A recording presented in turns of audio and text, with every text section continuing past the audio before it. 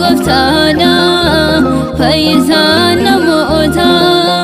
nuti boqonnirra gaatidee gazaate galanni haa ta'u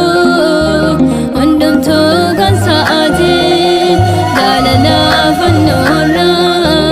eessicha Golgoota Yesuus goftana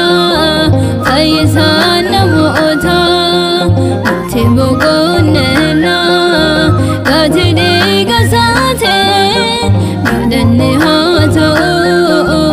hundumtuu kan sa'aati.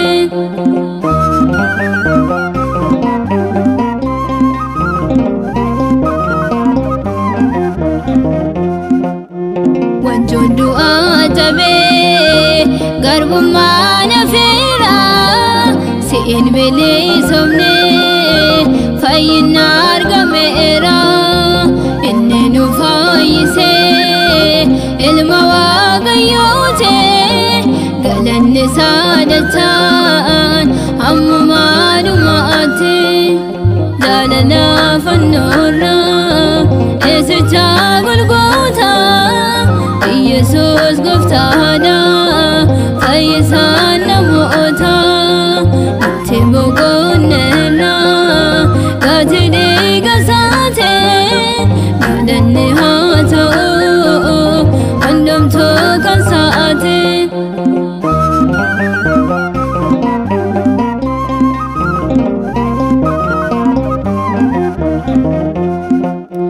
Kennaan isaa hunduu harka isaarra jira galataa lannaafi inni nu uumeera gatii guddaadhaan gooftaan nu bitaate ilma isaa tokkicha dabarsee nuuf laate jaalala fannoorra eessicha Golgoota Yesuus goftana fayyisaan namoota nuti boqonnirra gaatidee gazaate galanni haa ta'u hundumtuu kan sa'aati.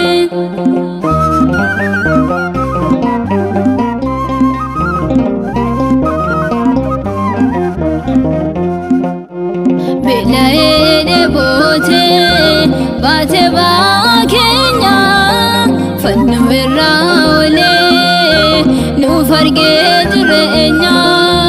nannee booddee jennaan addooftuu baasaanee cubbuu tokko malee isa fannisaanii jaalala fannoorra eessicha Golgoota Yesuus goftana fayyisaan namoota nuti boqonnirra gaatidee gazaate galanni haa ta'u hundumtuu kan sa'aati.